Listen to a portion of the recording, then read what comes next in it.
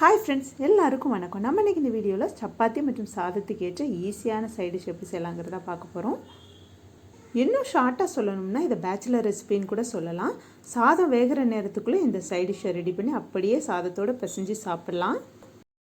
வாங்க வீடியோக்குள்ளே போகலாம். Welcome to our channel Sumi's food court. இந்த மாதிரி ஈஸியான சைட் டிஷ்க்கும் ட்ரெடிஷ்னல் ரெசிபீஸ்க்கும் நீங்கள் நம்ம சேனலை இன்னும் சப்ஸ்கிரைப் பண்ணாமல் இருந்தீங்கன்னா உடனடியாக ரெட் கலர் சப்ஸ்கிரைப் பட்டனை ப்ரெஸ் பண்ணி சப்ஸ்கிரைப் பண்ணிடுங்க. நான் இன்றைக்கி இந்த சைட் டிஷ்ஷை சப்பாத்திக்கு ரெடி பண்ணியிருக்கேன். சப்பாத்திக்கு பண்ணுறதுக்கும் சாதத்துக்கு பண்ணுறதுக்கும் ஒரே ஒரு டிஃப்ரென்ஸ் தான் இருக்குது. கண்டிப்பாக வீடியோவை ஸ்கிப் பண்ணாமல் ஃபுல்லாக பாருங்கள். அப்போ தான் என்ன டிஃப்ரென்ஸ்னு தெரியும். வாங்க இப்போ எப்படி செய்கிறதுன்னு பார்க்கலாம். அதுக்கு ஸ்டவ் ஆன் பண்ணிவிட்டு அடுப்பில் ஒரு கடாயை வச்சு 1 டேபிள் ஸ்பூன் அளவுக்கு எண்ணெய் ஊற்றிக்கலாம். இந்த ரெசிபிக்கு நிறைய இன்க்ரீடியன்ட் தேவையில்லை. 4 பெரிய வெங்காயமும் 2 தக்காளி மட்டும் இருந்தால் போதும். இப்போ நான் ஒரு 4 பெரிய வெங்காயத்தை இந்த மாதிரி நீளமாக கட் பண்ணி எடுத்துருக்கிறேன். எண்ணெய் சூடானதை நம்ம நறுக்கி வச்சுருக்கிற வெங்காயத்தை சேர்த்து நல்லா வதக்கிக்கலாம். இதோட 2 பச்சை மிளகாய் அதையும் நீளமாக கட் பண்ணி வச்சுருக்கேன், அதையும் சேர்த்துக்கலாம். வெங்காயம் இந்த அளவுக்கு லைட்டாக வணங்கினாலே போதும். எல்லா இன்க்ரீடியண்ட்டையும் ஒன்று ஒன்றா சேர்த்துக்கலாம். இப்போ பச்சை மிளகாவை லைட்டாக வதக்கி விட்டுட்டு ஒரு 2 பெரிய தக்காளி எடுத்துருக்கிறேன், அதையும் கட் பண்ணி சேர்த்துக்கலாம். நான் இன்றைக்கி 4 பெரிய சைஸ் வெங்காயத்துக்கு 2 பெரிய சைஸ் தக்காளி எடுத்துருக்கிறேன். இதே ப்ரொப்போர்ஷனில் பாதிக்கு பாதி எடுத்துக்கோங்க. தக்காளியை முடிஞ்ச வரை சின்னதாக கட் பண்ணி எடுத்துக்கிட்டிங்கன்னா சீக்கிரமாக வதங்கி வரும். இப்போ கொஞ்சமாக உப்பு சேர்த்துக்கலாம், அப்போ தான் தக்காளி சீக்கிரமாக வதங்கி வரும். தக்காளி அதிகமாக சேர்த்தா புளிப்பாகவும், தக்காளி கம்மியாக சேர்த்தா இனிப்பாகவும் ஆயிரும். அதனால் இதே ப்ரொப்போர்ஷனில் பார்த்து சேர்த்துக்கோங்க. இப்போ ஒரு 5 நிமிஷம் சிம்மில் வச்சு வேக வச்சு எடுத்துக்கலாம். தக்காளியும் வெங்காயமும் இந்த அளவுக்கு வதங்கியிருக்கான்னு பாருங்கள். இல்லைனா இன்னும் ஒரு 5 நிமிஷம் லோ ஃப்ளேமில் வச்சு வேக வச்சு எடுத்துக்கோங்க.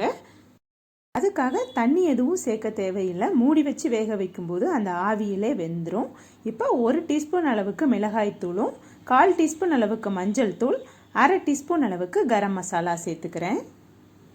நான் ஸ்டார்டிங்லேயே சொன்ன டிஃப்ரென்ஸ் இது தான். நான் இன்றைக்கி சப்பாத்திக்கு பண்ணதுனால 1/2 டீஸ்பூன் அளவுக்கு கரம் மசாலா சேர்த்துருக்கேன். சப்போஸ் சாதத்துக்கு பண்ணுறதா இருந்தால் கரம் மசாலா கட்டாயம் சேர்க்க வேணாம். இப்போ நம்ம சேர்த்துருக்கிற மசாலா எல்லாம் செட் ஆகுறதுக்காக ஒரு 5 நிமிஷம் லோ ஃப்ளேமில் வச்சு குக் பண்ணி எடுத்துக்கலாம். இதில் முக்கியமாக ஃபாலோ பண்ண வேண்டிய டிப் என்னென்னா தண்ணி சேர்க்க வேணாம். இது மேலே இருக்கக்கூடிய தண்ணியே போதும். அவ்வளோதான், நம்மளோட டேஸ்டியான சைடு சூப்பராக ரெடி ஆகிட்டு. எப்பயுமே ஒரே மாதிரி குருமா வைக்காமல் இந்த மாதிரியும் டிஃப்ரெண்ட்டாக சைடிஷ் வச்சிங்கன்னா 10 சப்பாத்தி வரைக்கும் சாப்பிட்லாம். அந்தளவுக்கு டேஸ்டியான சைடிஷ் இது. இந்த மாதிரிலாம் சைடிஷ் வச்சிங்கன்னா கொஞ்சமாக தானே செய்ய முடியும்னு எல்லாருக்கும் ஒரு தாட் இருக்கும். அதுக்காக யோசிச்சுக்கிட்டு இந்த டேஸ்டியான சைடிஷை மிஸ் பண்ணிடாதீங்க. அதுக்காகவே நமக்கு இருக்கவே இருக்குது உருளைக்கிழங்கு. எப்படி நான்வெஜ்ஜில் குவான்டிட்டி அதிகப்படுத்துறதுக்காக உருளைக்கிழங்கு சேர்ப்போமோ அதே மாதிரி இந்த ரெசிப்பிலையும் 2 உருளைக்கிழங்கு வரைக்கும் நம்ம சேர்த்துக்கலாம். இப்போ நான் சொன்ன டிப்ஸை சப்பாத்திக்கு குருமா செய்யும்போது மட்டும் ஃபாலோ பண்ணுங்கள். சாதத்துக்கு செய்யும்போது உருளைக்கிழங்கு சேர்த்துறாதீங்க. ஒவ்வொரு டைம் வீடியோ பண்ணும்போது எனக்கு தெரிஞ்ச எல்லா விஷயத்தையும் கட்டாயம் உங்களுக்கும் தெரியப்படுத்தணுங்கிற ஒரே காரணத்துக்காக தான் இவ்வளோ டீட்டெயிலாக சொல்லிகிட்டு இருக்கிறேன். இன்றைக்கி இந்த வீடியோவில் சொன்ன டிப்ஸும் இந்த ரெசிபியும் உங்களுக்கு கட்டாயம் பிடிச்சிருக்கும்னு நம்புகிறேன். இந்த வீடியோ பிடிச்சிருந்தா ஒரு லைக் பண்ணுங்கள். அண்ட் இதே மாதிரி உங்கள் ஃப்ரெண்ட்ஸ் அண்ட் ஃபேமிலி செய்யணும்னு நினச்சிங்கன்னா அவங்களுக்கும் இந்த வீடியோவை ஷேர் பண்ணுங்கள். இது வரைக்கும் நம்ம சேனலை சப்ஸ்கிரைப் பண்ணாமல் இருந்தீங்கனாலோ இல்லை ஃபஸ்ட் டைம் பார்க்குறீங்கனாலோ நம்ம சேனலுக்கு சப்ஸ்கிரைப் பண்ணி சப்போர்ட் பண்ணுங்கள். நீங்களும் இந்த ரெசிபியை ட்ரை பண்ணி பார்த்துட்டு எப்படி இருக்குன்னு மறக்காமல் கீழே கமெண்ட்டில் சொல்லுங்கள். தேங்க்ஸ் ஃபார் வாட்சிங்.